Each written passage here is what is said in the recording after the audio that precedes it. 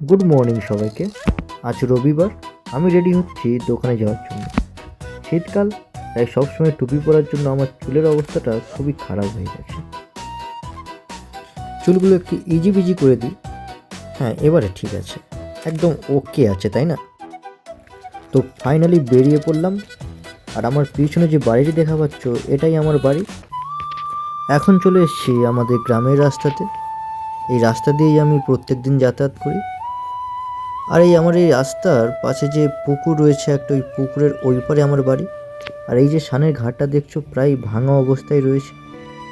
এই ঘাটটার সাথে আমার অনেক স্মৃতি জড়িয়ে রয়েছে। সে গল্প একদিন আমি তোমাদের সাথে অবশ্যই করব। এখন আমি হাঁটছি, আমাকে বেশ কিছুটা পথ হেঁটেই যেতে হবে। এদিকে খোরো চাষের জন্য তোলা ফেলা হয়েছিল।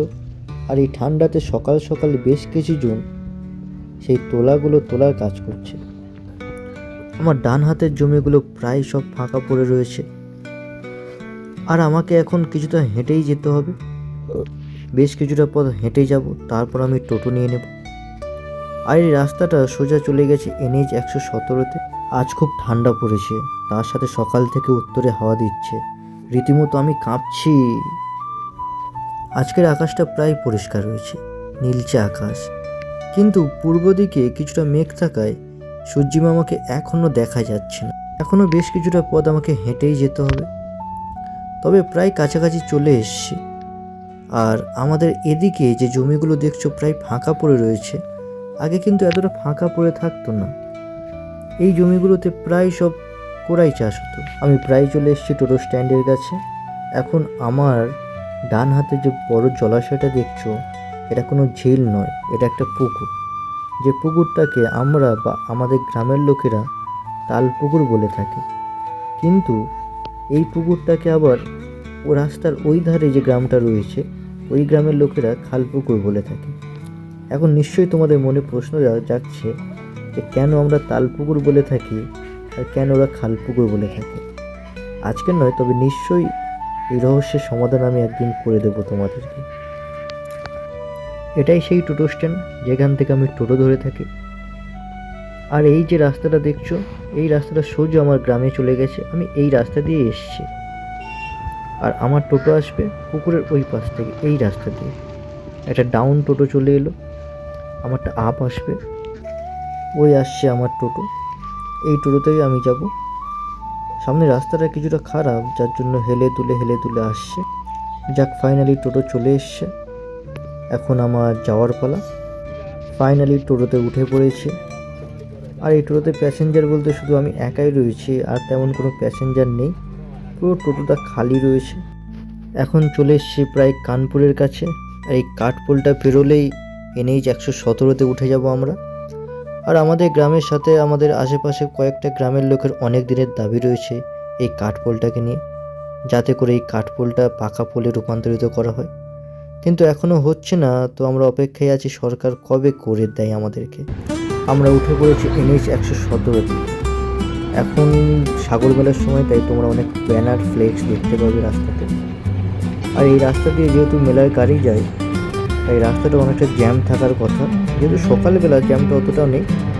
আর আমার ডান হাতে যে একটা বড় মাঠ দেখা পাচ্ছে, একটা গেট তৈরি রয়েছে, বাসটা গেল দেখতে পেলাম, একটা পুলিশ ফাঁড়িও রয়েছে।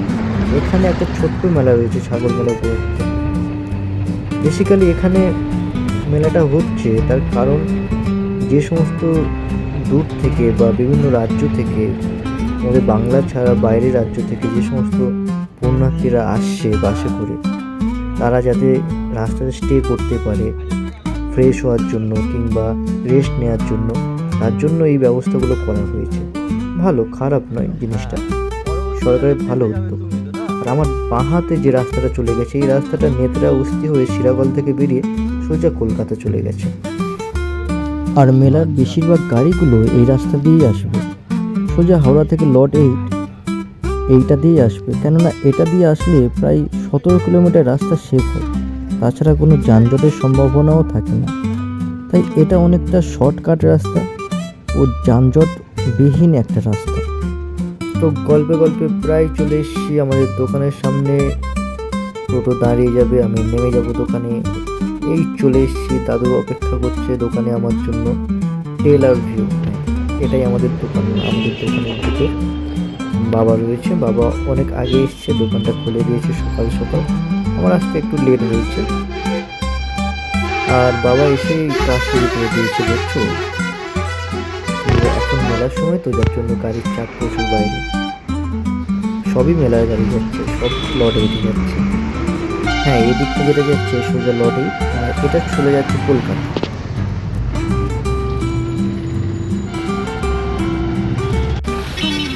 তো চলো টাটা, আজকে এই পর্যন্ত।